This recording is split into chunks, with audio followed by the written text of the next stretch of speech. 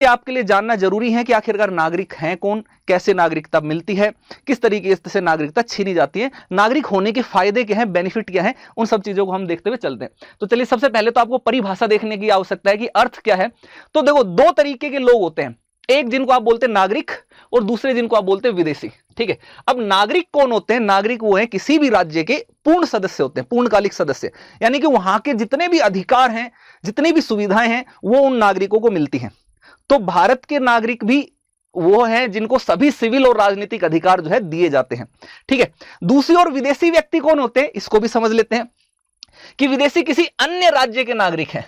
ठीक है, यानी कि वो एक देश के नागरिक है, उस देश में तो उनको सारे के सारे अधिकार, सिविल राजनीतिक अधिकार मिल गए, लेकिन जब वो किसी दूसरे देश में जाएंगे तो वहां पर वो विदेशी कहलाएंगे। ठीक है, जैसे कि अगर मान लेते हैं कि श्रीलंका का कोई व्यक्ति भारत में आता है तो वो विदेशी कहलाएगा, अमेरिका का कोई व्यक्ति भारत में आएगा विदेशी कहलाएगा, भारत का कोई नागरिक वो अमेरिका जाएगा तो वो अमेरिका में विदेशी कहलाएगा। ठीक है, ये हो गया विदेशी। तो जो विदेशी व्यक्ति है उसको आप सभी अधिकार नहीं देते, कुछ जरूरी आवश्यक अधिकार तो देते हैं, लेकिन सारे राजनीतिक और आर्थिक नागरिक और राजनीतिक अधिकार उनको प्राप्त नहीं होते हैं। ठीक है, अब कैसे नहीं होते इन चीज को समझ लेते हैं। इसको आपको ये चीज देखोगे तो आपको क्लैरिफाई हो जाएगा कि भारत में भाई नागरिक होने के फायदे क्या हैं, आपको क्या क्या चीजें मिलती हैं जो विदेशियों को नहीं मिलती। तो सबसे पहले तो आप हमारे संविधान के अंदर मौलिक अधिकार पढ़ते हैं।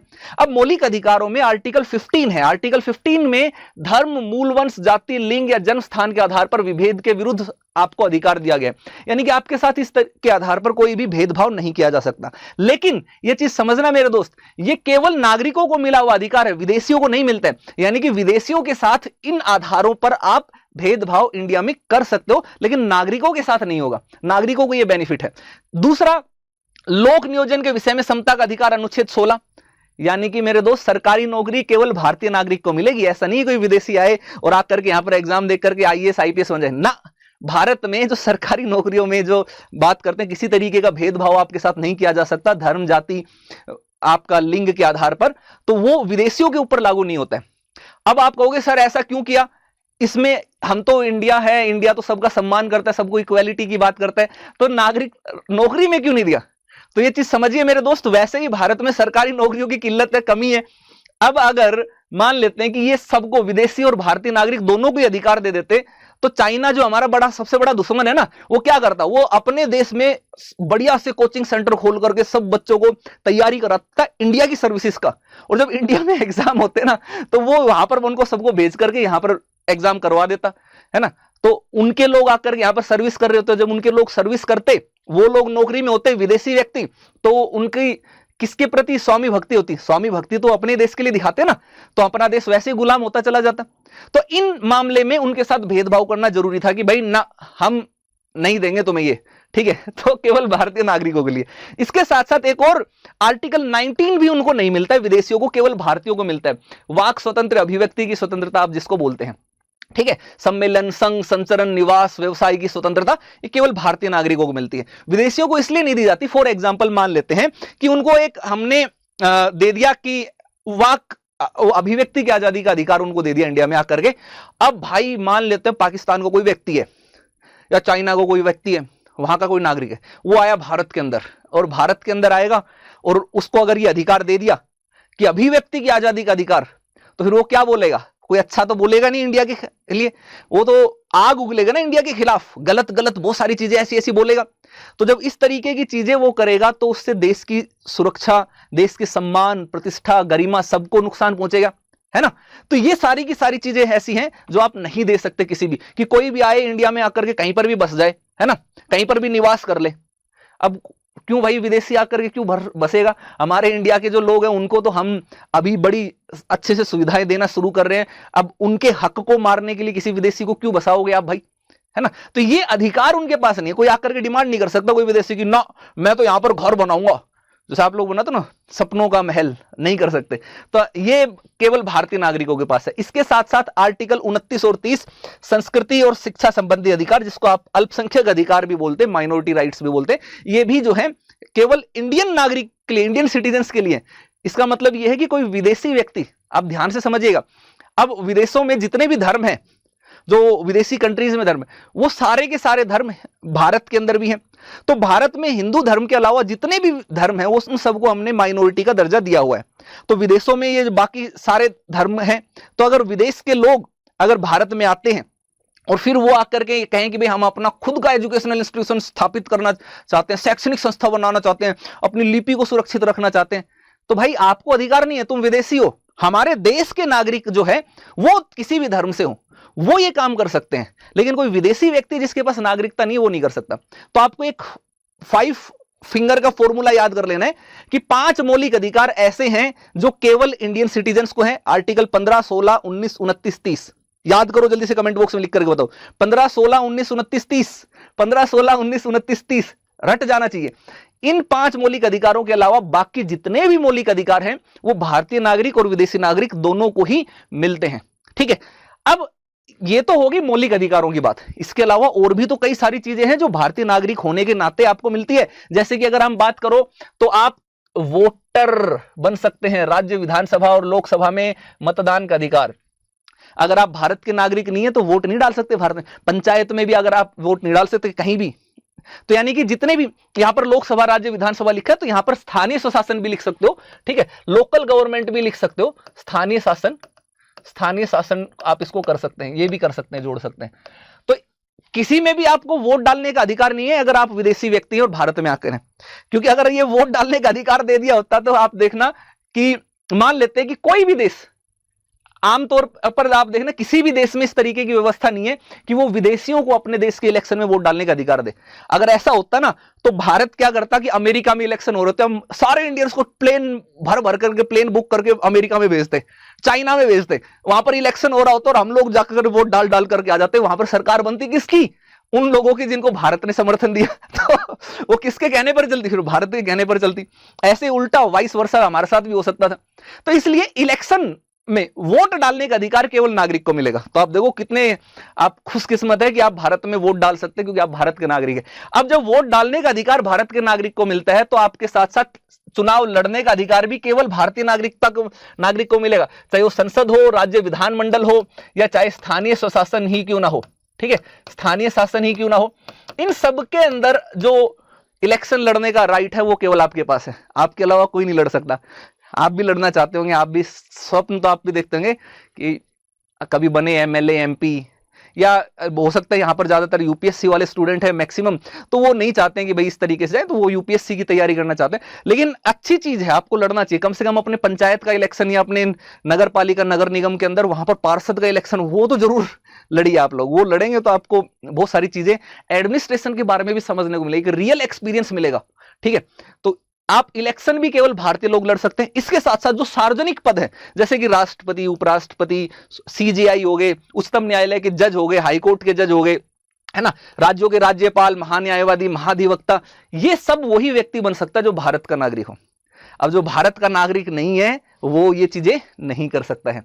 अब बात कर लेते हैं क्या अधिकार नागरिकों को मिलते हैं। आप उसको लेकर के खुश हो रहे होंगे कि अरे वाह क्या बात है, इतने सारे अधिकार केवल हमारे लिए।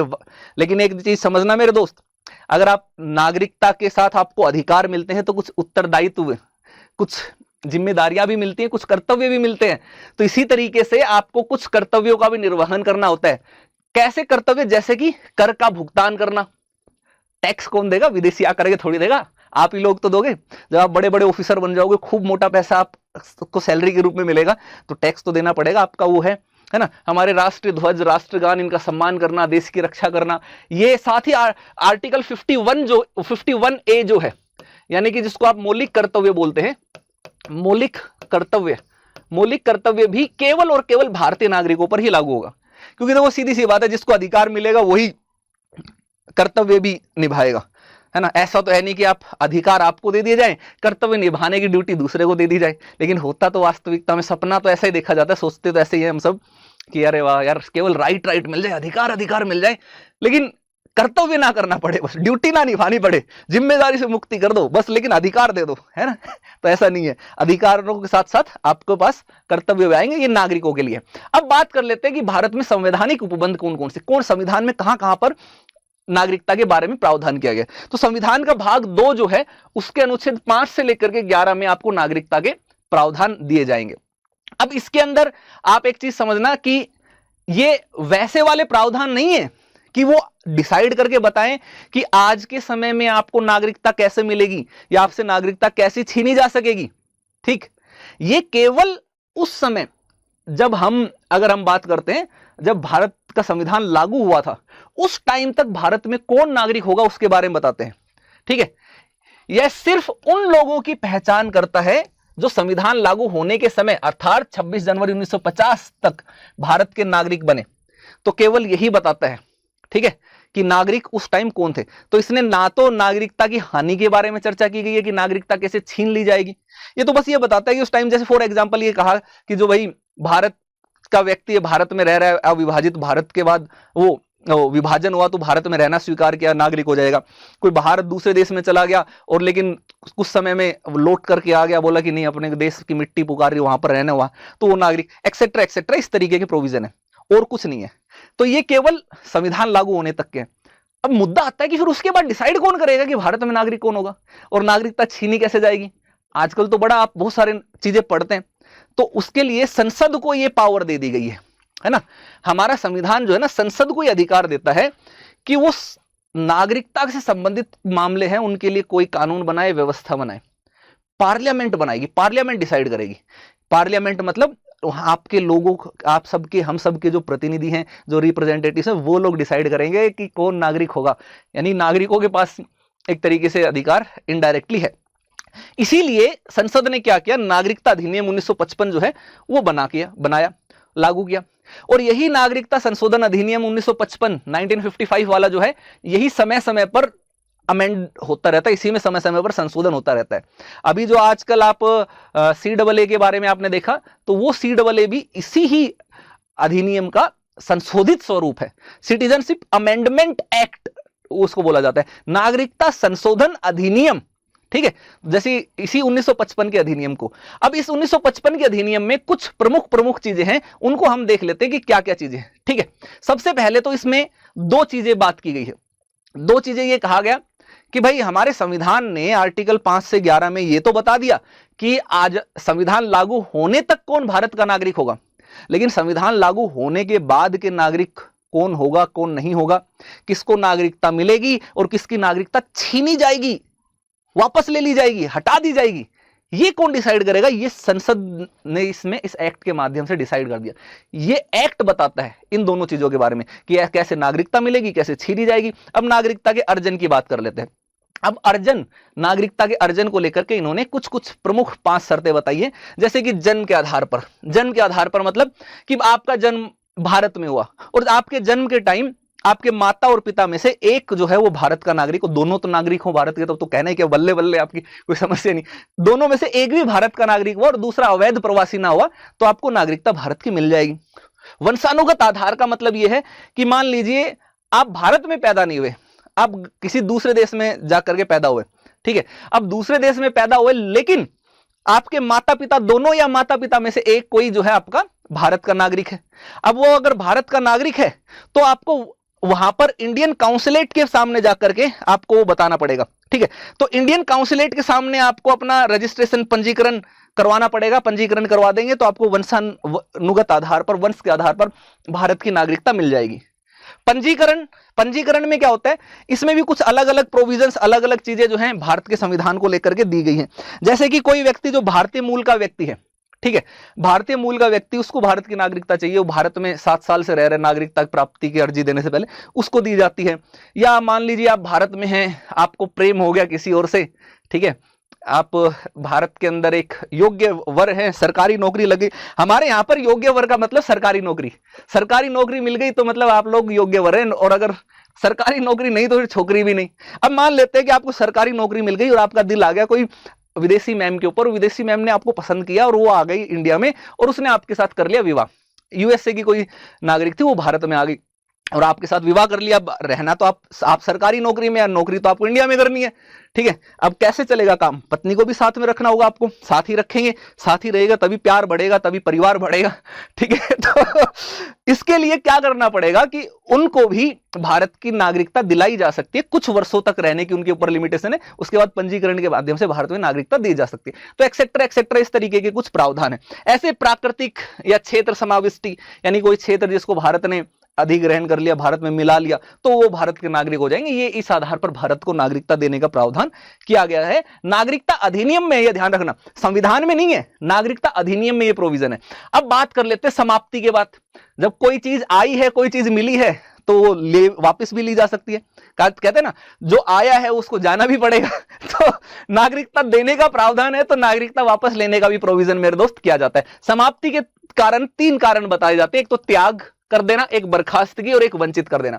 अब त्याग कर देना के मतलब क्या है? स्वैच्छिक त्याग का मतलब यह है कि कोई भारत का नागरिक है भाई, ठीक है, अब वो चला गया विदेश और वो वहां पर नागरिकता लेना चाहता है, ठीक है, तो वो कहेगा, स्वैच्छिक रूप से बोलेगा कि देखो भाई, मैं भारत का नागरिक था, लेकिन अब मैं विदेशी नागरिक बनना चाहता हूं। मान लेते हैं कोई कनाडा चला गया, अब कहेगा कि यार मैं कनाडा का नागरिक होना चाहता हूं, मैं भारत का नागरिक अब नहीं रहना चाहता, तो मैं अपनी नागरिकता खुद त्याग कर रहा हूं, ठीक है, खुद जो है त्याग उसका कर रहा हूं। तो इसके बाद वो स्वैच्छिक घोषणा करने के बाद वो उसकी नागरिकता जो है समाप्त हो जाती है। एक चीज। दूसरी चीज, अब मान लेते हैं कि कोई व्यक्ति है, वो किसी दूसरे देश में गया और दूसरे देश में जाकर के वहां की नागरिकता उसने ले ली। अब वहां की नागरिकता लेने के बावजूद भी वो कहे कि मैं भारत की नागरिकता नहीं छोड़ूंगा, मैं भारत का भी नागरिक रहना चाहता हूं, मैं यहां का भी नागरिक रहना चाहता हूं।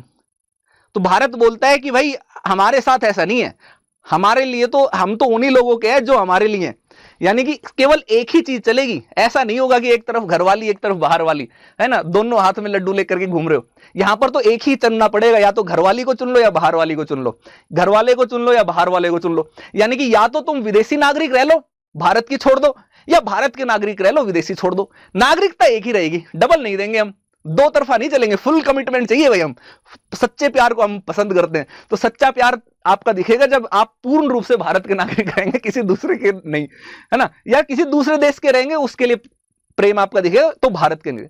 अब ऐसे में आपने अपनी नागरिकता स्वैच्छिक त्याग से नहीं छोड़ी, घोषणा करके आपने त्याग नहीं दिया, तो बर्खास्त हो जाएगी आपकी नागरिकता, ठीक है। स्वेच्छा से नहीं छोड़ते, दूसरे देश की जैसे नागरिकता ली, भारत की नागरिकता समाप्त, स्वयं बर्खास्त हो जाएगी, मामला खत्म।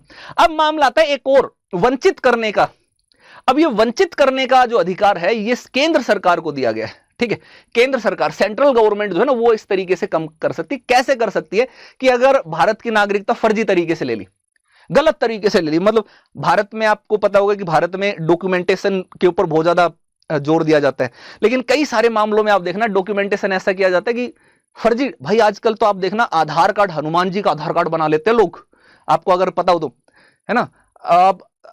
मतलब गजब, किसी भी तरीके का जाति प्रमाण पत्र लोग बनवा लेते हैं, किसी भी कास्ट के, और किसी भी तरीके की चीजें कर सकते हैं, कर लेते हैं, ठीक है। आय का प्रमाण पत्र बनवा लेते हैं, करोड़ों करोड़ों कमाने वाले 1-2 लाख रुपए की इनकम दिखा करके बनवा लेते हैं।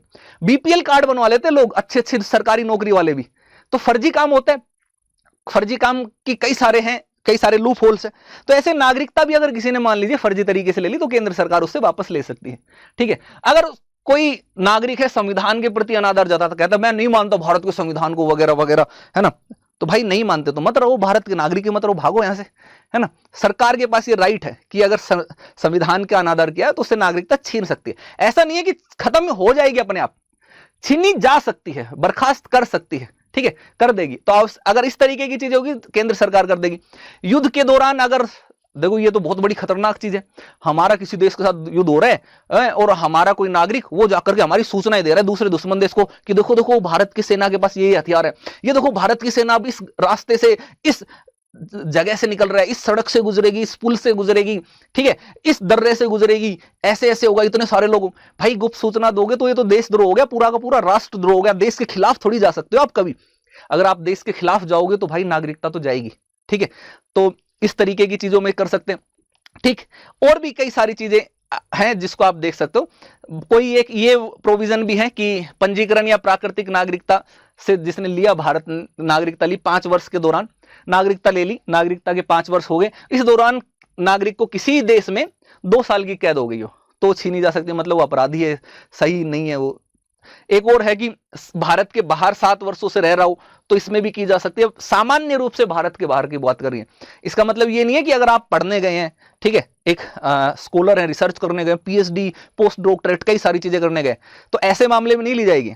या आप भारत की आईएफएस सर्विस के थ्रू गए हैं या कोई अंतरराष्ट्रीय संस्था में काम करने के लिए गए हैं, वहां पर का उसके लिए नहीं होगा। आप बिना बताए ऐसे ही रह रहे हैं 7 साल से, मजे से मौज काट रहे हैं भाई, है ना, मौज आ गई तो नागरिकता छीनी जा सकती है, ये प्रावधान है।